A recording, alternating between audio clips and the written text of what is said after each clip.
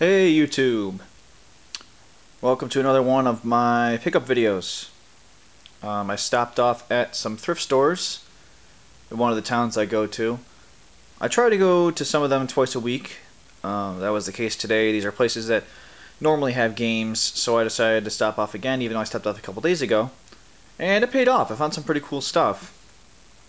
I don't hit every thrift store twice a week, because not all of them carry a decent number of games.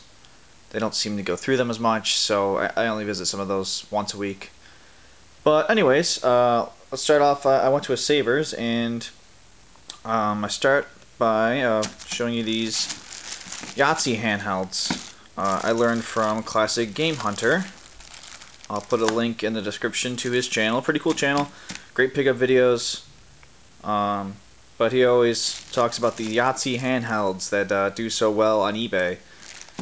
And nobody can seem to figure out who's buying them, but I can attest that actually they do sell for quite a bit. The last one I bought for $1 at a garage sale and sold it for 20 bucks. So these unfortunately came with another game, and I don't think these are very valuable.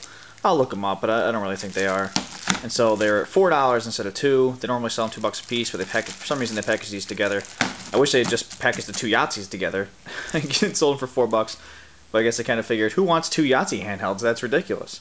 Like, someone who's going to sell them. At any rate, I'm not even sure if one of them works. I was able to get... Alright, so see, that one turns on. This one, I'm not sure. I need to put another battery in it. It won't turn on, but it may just need a new battery. If not, well, I wasted $4. I'll more than make that up at the other Yahtzee, so I started with that, and then I actually found some games. Let's start off with a couple PS2 games. I found Dirt to Daytona, which has some value. I used to be a big NASCAR fan when I was younger, so I might keep this mostly because, unfortunately, no instructions. And it's hard to tell. I thought there would have been instructions in it, but they're wrapped up in plastic, as what Savers does. And so I can't really look to see if it has the instructions or not. So I usually shake it around, and if you shake it up and down, you know there's a disc in there. Shake it side to side, you can usually hear the instructions, but I was fooled. I guess the disc was still moving around, even side to side.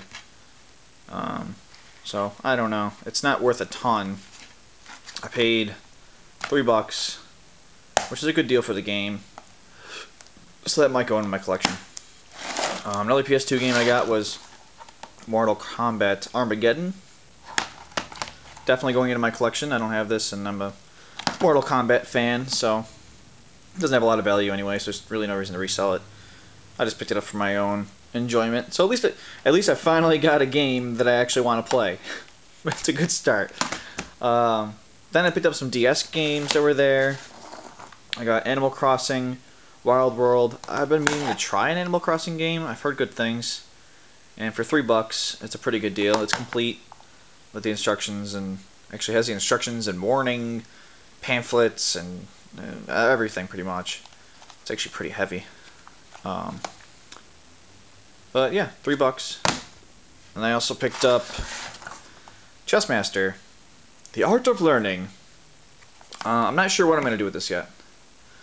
I'm a chess fan myself. I played a lot of chess growing up, and I still enjoy playing every once in a while.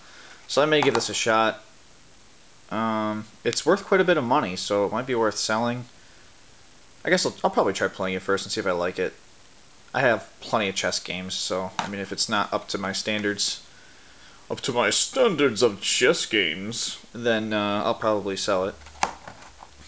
But complete, $3, not bad. After that, I stopped at a Goodwill, and one thing I found was a lightsaber, because I don't know, why not? It's got the Extendomatic with a spring-loaded thing, and it lights up, and that works and everything. I think it was $4. Whatever. It's a novelty thing. Not important. Anyways, so after I looked at that, I was hoping they'd have games. They didn't have any games, but they did have this in the electronics section. A Nintendo 64 controller for $4, which is that's a pretty good deal. For what I've seen them go for on eBay. for a officially licensed one. And this is in really great shape. It's almost as if nobody's ever played it. The buttons don't, no sticky buttons. That's a big problem you often see. And it's clean. And what I like is the action on the analog stick is it doesn't play. There's no play in it, and that's big. After it gets played, after you play with it for a while, you get a lot of movement in there, and it doesn't stay centered.